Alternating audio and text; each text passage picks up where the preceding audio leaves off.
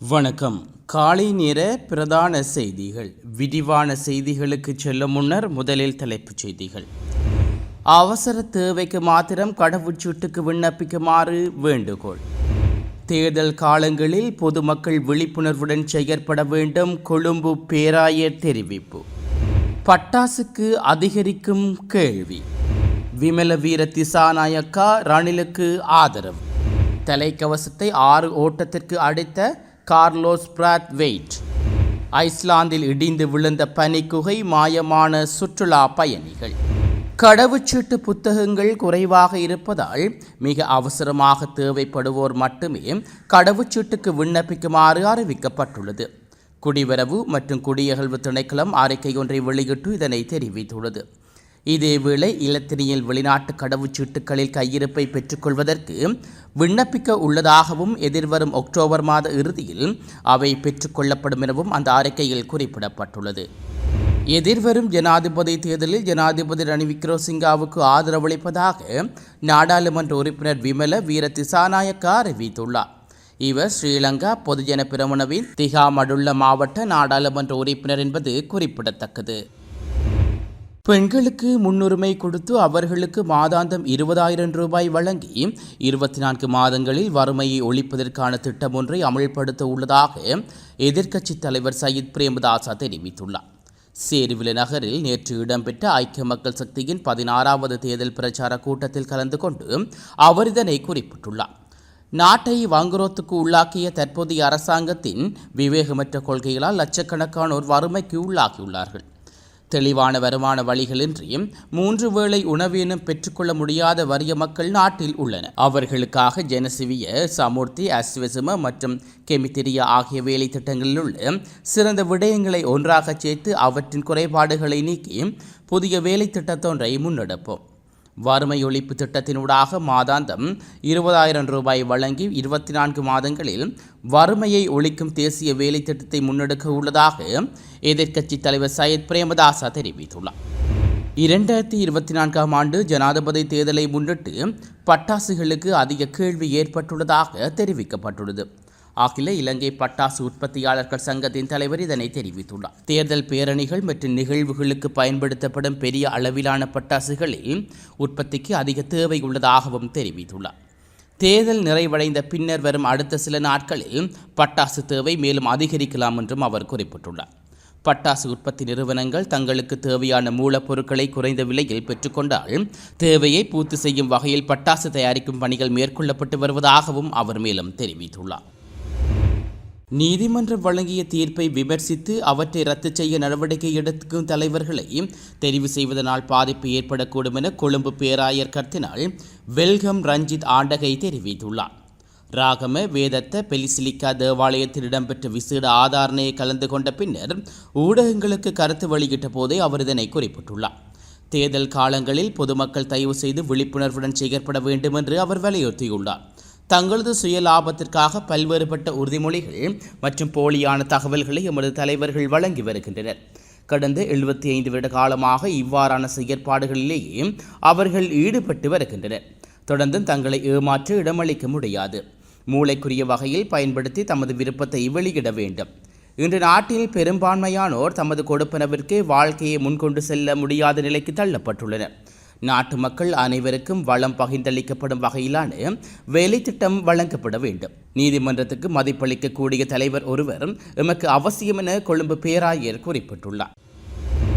புலம்பெயர்ந்த தொழிலாளர்களுக்கான புதிய தற்காலிக விசா திட்டத்தை நியூசிலாந்து அறிவித்துள்ளது. இதற்காக ஸ்பெசிபிக் பேப்பர்ஸ் வேக் விசா என புதிய துணை பிரிவை அந்நாட்டு அரசாங்கம் அறிமுகப்படுத்தியுள்ளது. 2024ஆம் ஆண்டு ஆகஸ்ட் 15ஆம் தேதியன்று நியூசிலாந்து அரசாங்கம் புதிய துணை பிரிவை அறிவித்துள்ளது. பருவகால மாற்றங்களால் நேரடியாக பாதிக்கப்படும் தொழில்களுக்கு மட்டுமே இந்த விசா வழங்கப்படும். இந்த புதிய விசாவிற்கு தகுதி பெற பணியமர்த்தப்பட்ட தொழிலாளர்கள் ஒவ்வொரு வாரமும் குறைந்தபட்சம் 30 மணி நேரம் வேலை செய்ய வேண்டும் என்றும் மற்றும் 1 மணி நேரத்துக்கு குறைந்தபட்சம் 29.66 நியூசிலாந்து டாலர் அதாவது சுமார் 5,540 இலங்கை ரூபாய் சம்பளம் பெற வேண்டும் என்றும் குறிப்பிடப்பட்டுள்ளது. ஜனாதிபதி தேர்தலுடன் தொடர்புடைய முறைப்பாடுகள் எண்ணிக்கை 1000 கடந்துள்ளதாக தேர்தல்கள் ஆணைக்குழு அறிவித்துள்ளது. அதன்படி கடந்த ஜூலை 31ஆம் தேதி முதல் நேற்று வரை 1052 முறைப்பாடுகள் கிடைத்துள்ளதாக ஆணைக்குழு குறிப்பிட்டுள்ளது. நேற்றைய தினத்தில் மாத்திரம் 127 முறைப்பாடுகள் பதிவாகியுள்ளன. அவற்றில் வன்முறை தொடர்பில் 3 முறைப்பாடுகளும், தேர்தல் சட்ட மீறல்கள் தொடர்பில் 105 முறைப்பாடுகளும், தேர்தலுடன் தொடர்புடைய வேறு வகையான 19 முறைப்பாடுகளும் உள்ளடங்குவதாக தேர்தல்கள் ஆணைக்குழு குறிப்பிட்டுள்ளது. அரசு ஓய்வூதியம் பெறாதவர்களுக்கு பங்களிப்பு ஓய்வூதியம் வழங்கும் திட்டத்தை சமூக பாதுகாப்பு சபை ஆரம்பித்துள்ளது. அதன் பிரகாரம் ஒருவர் தமது சபையில் அங்கத்தவரான பின்னர் அவருக்கான ஓய்வூதியம் தயாரிக்கப்படும் என அச்சபையின் பொது முகாமையாளர் KAS பிரசன்ன ஆராய்ச்சி தெரிவித்துள்ளார். அதன்படி எதிர்வரும் காலங்களில் அரச ஓய்வூதியம் பெறாதவர்களுக்கு பங்களிப்பு ஓய்வூதியம் வழங்கப்படும் நோக்கில் இந்த திட்டம் தயாரிக்கப்பட உள்ளதாக அவர் குறிப்பிட்டுள்ளார்.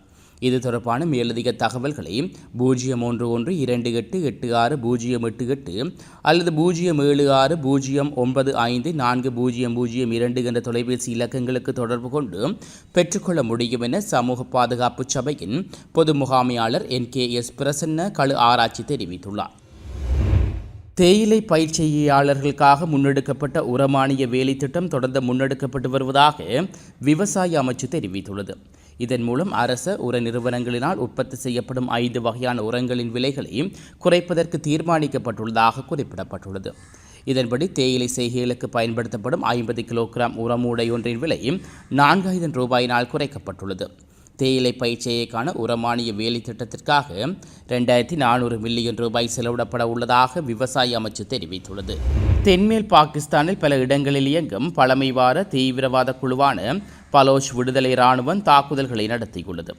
மூசா கெல் மாவட்டத்தில் பேருந்து ஒன்றில் பயணித்து 22 பேரை இறக்கி சோதனை நடத்தி அந்த குழுவின் உறுப்பினர்கள் அவர்களை சுட்டுக் கொண்டுள்ளனர். கொல்லப்பட்ட அனைவரும் பஞ்சாப் பகுதியைச் சேர்ந்தவர்கள் என்று தெரிவிக்கப்பட்டுள்ளது. அவர்கள் பயணித்த பேருந்தும் தீ வைத்து அழிக்கப்பட்டுள்ளது.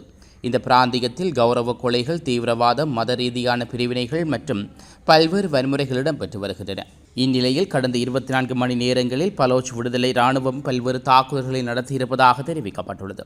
கலாட் நகரில் உள்ள காவல்துறை நிலையம் ஒன்றில் நடத்தப்பட்ட தாக்குதலில் 6 காவல்துறையினர் அடங்குவதாக 11 பேர் கொல்லப்பட்டுள்ளனர்.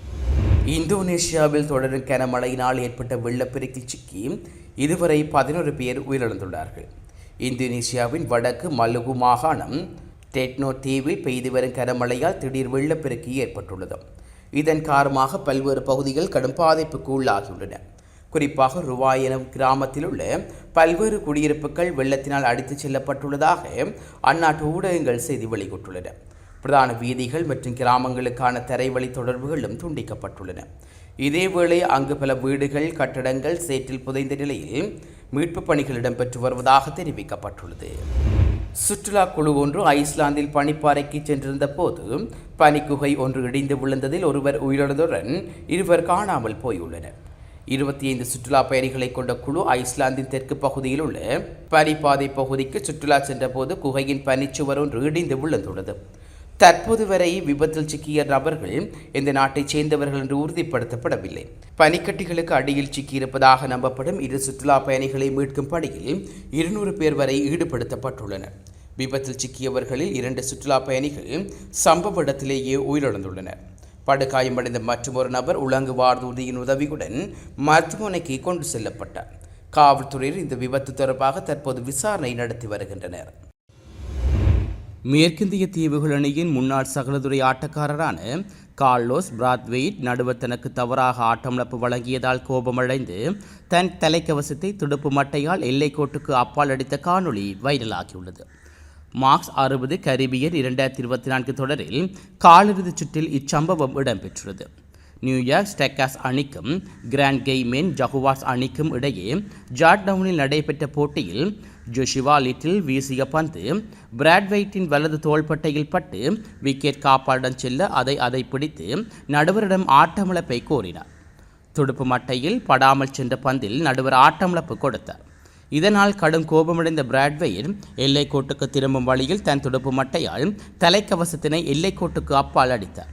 பின்னர் தன் அணியினர் அமைந்திருக்கும் இடத்தினை நெருங்கிய போது துடுப்பாட்ட மட்டையையும் கோபத்துடன் எறிந்துள்ளார். இந்நிலையில் இந்த காணொளி தற்போது சமூக வலைத்தளங்களில் வைரலாகியுள்ளது. இத்துடன் காலை நேர பிரதான செய்திகள் நிறைவு பெற்றது. தொடர்ந்து நாளை காலை பிரதான செய்திகளோடு இணைந்து கொள்ளுவோம். நன்றி.